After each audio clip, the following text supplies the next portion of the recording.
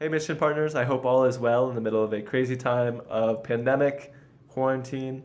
I know a lot of you might be going through very difficult circumstances in your life with unemployment, furlough, illness, loss of loved one.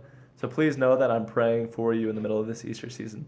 What a beautiful gift we have, even if we weren't able to go in person, but to have witnessed the resurrection of Christ, maybe through a Sunday service, through the Triduum Liturgy, Holy Thursday, Good Friday, Holy Saturday, and of course Easter Sunday, which we know is not over yet. We get to continue to celebrate the resurrection and everything Jesus has done for us. And so, again, in a difficult time, I want to share with you each a little bit of good news, some of the fruit that the Lord has borne in my mission. And definitely one of the reasons I'm out here still after 5 years is because I know that there's still souls out there who need to encounter Jesus in a radical way, in the same way I encountered him, in the same way, God willing, each and every one of you has or will encounter him. And so the story I want to tell actually starts with a voicemail I received about a week and a half ago.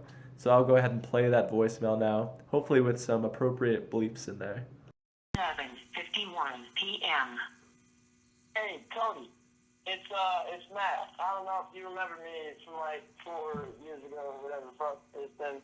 Are you trying to play some pickleball here soon? If you are, let me know, man. Me and Tyler are down to play some pickleball. Right, Tyler? Exactly. Yeah, so just like hit me up, man. And we'll be there in Morgantown in a heartbeat playing some pickleball with you. Gotta know how you've been doing. Alright. And so that voicemail was actually left by two students from West Virginia University. Like I said, right now I serve at Drake University. Before that, I was in Indiana at a school called Ball State University. And before that is when I was at West Virginia University. I had the awesome opportunity of being there for 3 years, encountering a ton of different students, whether they were in the Catholic Center, students from on campus, students who ended up going to seminary, students from other Christian organizations, athletes, you name it. I got to encounter so many people, and it was such a blessing. And the voicemail I left, like I said, is from one particular encounter with two students named Matt and Tyler. The way I first met Matt and Tyler was actually sitting at the student union, having dinner with one of my friends whose name is Nick. Nick was another student from a group called Chi Alpha, another Christian organization on campus.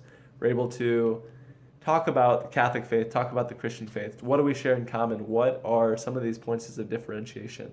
How is the Lord working in both of our lives? And one grace is actually through this particular voicemail, I was able to reconnect with Nick and say, you'll never guess who I was able to connect with. Just yesterday, I was able to have about an hour-long conversation with Nick. And that's another thing I love about mission is it doesn't end when someone graduates from campus. It doesn't end when I leave campus.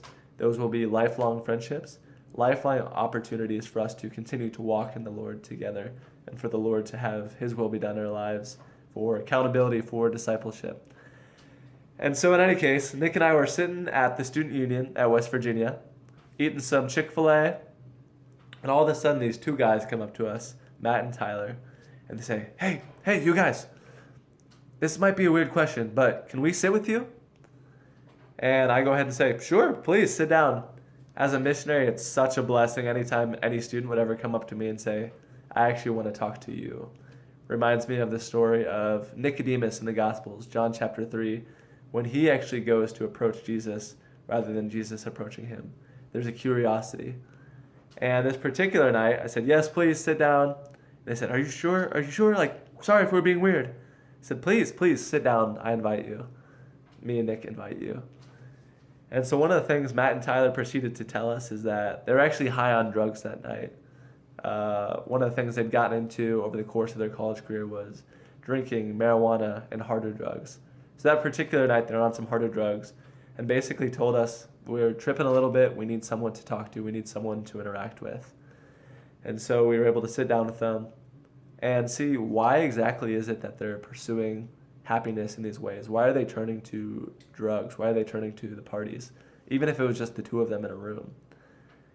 And basically what they professed was, we're bored. There's nothing better to do. And so Nick and I were able to share with them some of the things we do. And for me, that was everything as simple as, I go play racquetball at the recreation center. I play basketball, soccer. I'm playing this new nerdy sport called pickleball. which some of you hopefully have experienced in your life. It's amazing. And so we were able to share this story with them. And after that, I was able to share another story with them, which ultimately was the story of the gospel, the story of Jesus Christ, his saving love for us, the story of his passion, death, and resurrection, how he invites us into relationship with him. So I shared with them Luke chapter 15, which was the story of the prodigal son. Here's this son that asks his father for his inheritance early. He squanders all of his wealth on loose living, on prostitutes, on drinking, on gambling. Squanders it all until he eventually hits rock bottom. And when he gets there, there's a beautiful line in the scripture that says, "And then he came to himself." He comes to himself and realizes, what am I doing? I'm so loved. My father gave me everything I ever could have needed. And he turns back, and the father is waiting there with open arms. The father lavishes on him the fattened calf, the robe. And he says, my son was dead, and he has returned. So I invited Matt and Tyler into this relationship. And truth be told, I don't exactly know what the last 4 years of their life have been like. The two things I know is I received a voicemail from them, like I said, about a week and a half ago at 11:51 p.m. And the other thing I know is that the day after that conversation, Matt and Tyler actually ended up at a Presbyterian church with me playing pickleball in a local gym. After that, continued to invite them into Bible studies, continued to invite them into community functions, to invite them into a community of Christian living, and didn't hear from them. But one of the things I want to talk about, one of the things I've been reflecting on for the last week, is how every single time I have scattered a seed on campus, whether that is West Virginia University, Ball State University, Drake University, whether it was a little interaction or a huge interaction, whether it was long and sustained and we were meeting weekly, or whether it was just this one little flash in a pan, the Lord plants seeds. That's what Jesus does. He plants seed, even if it's where the birds might eat it, even if it's where it might be choked out by the sun or by the thorns. He plants the seed.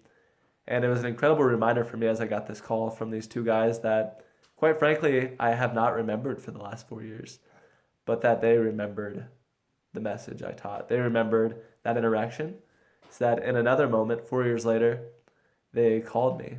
Who knows, maybe 4 years from now again, we'll call, and we'll see what the Lord does in their lives, or what the Lord does in any of the students' lives that I've encountered. And so I want to thank you all for propelling me on mission all these years. Like I said, every single interaction I have on campus is another beautiful opportunity to encounter one student, to plant one more seed that could grow up to be a mighty tree. Jesus talks about that. Even this tiny, tiny seed can grow up to be a mighty bush that will then go on to bear much more fruit. And so again, thank you very, very much. Please know of my prayers for you in this time of coronavirus. And please keep me, all of the students at Drake, all of the students I've ever encountered from West Virginia, from Ball State, please keep us all in your prayers. And God bless. Thank you very much.